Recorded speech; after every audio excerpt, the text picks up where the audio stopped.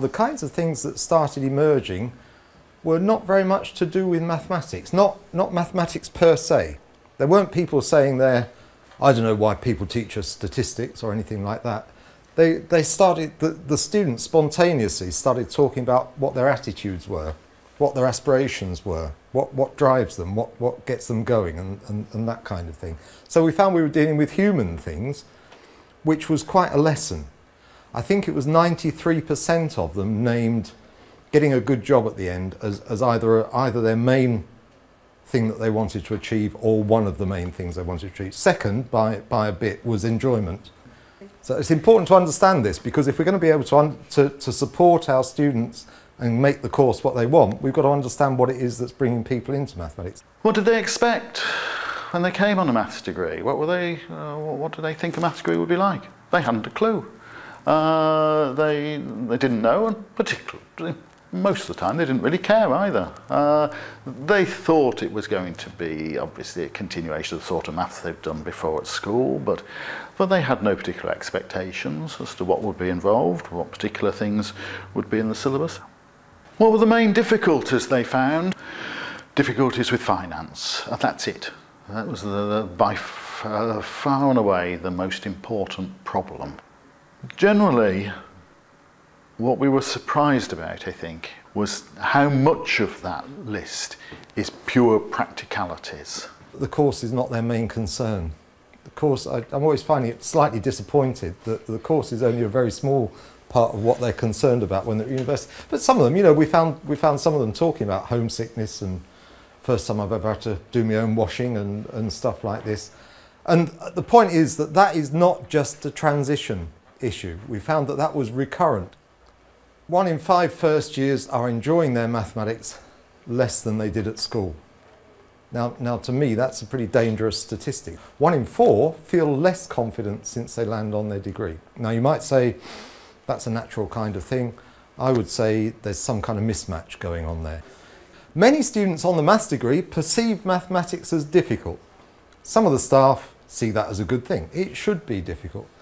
There is an alternative view of that, which is that if you've got a student who is well qualified, they shouldn't find it. They find it challenging, but they mustn't find it as difficult as some of the students were saying they were finding it.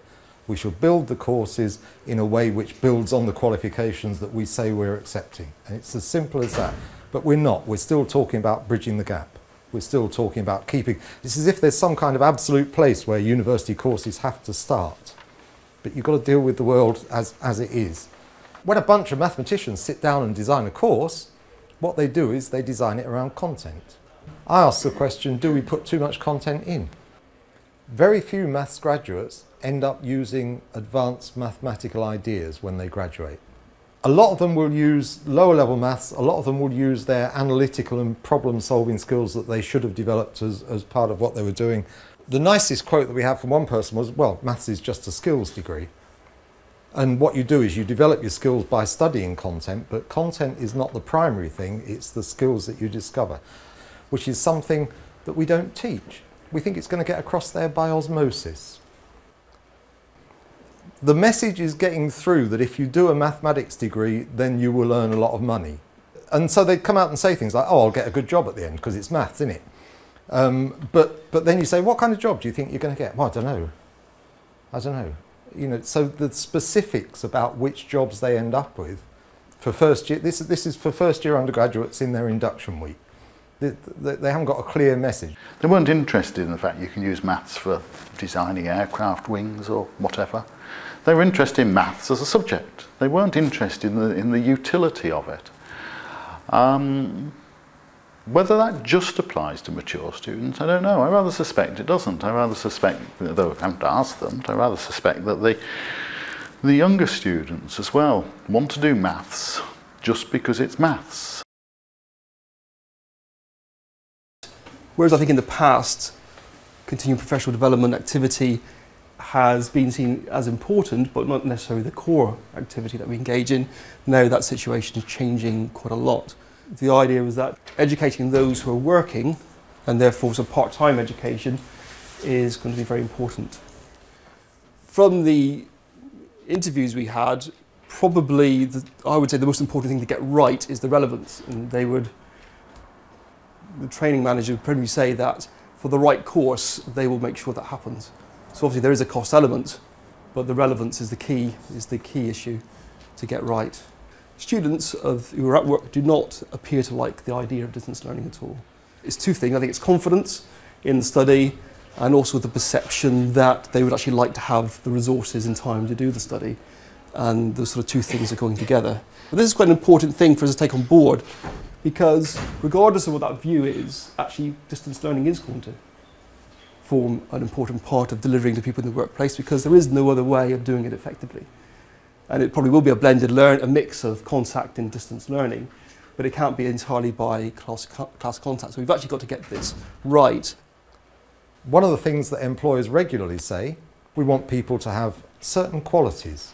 Communication skills, team working skills, leadership skills, time management skills, all those kinds of things, which you can build into the curriculum without damaging other parts of the curriculum by saying we still want you to learn the same stuff, but we want you to show us different aspects of yourself while you're doing that. We do get the reaction from some people saying it's not our job to do that. Our job is to teach mathematics, and that's it. My answer to that is you should respect your students. You're telling your students that you're going to get them to a place where they can get good jobs at the end of it. You should respect that, and you should therefore be aiming to develop in your courses the skills that will help those students to do that. So this is a big issue. In fact, I think it's one of the biggest issues. I think the main thing is what we must learn not to do is to judge students by what we are. That we're the weird ones, we're the minority, we're the ones who've become the mathematics lecturers, and so we're a bit odd. It's the students who are the majority, and we've got a duty to adjust to them, to respect what their aspirations are and to respect what motivates them.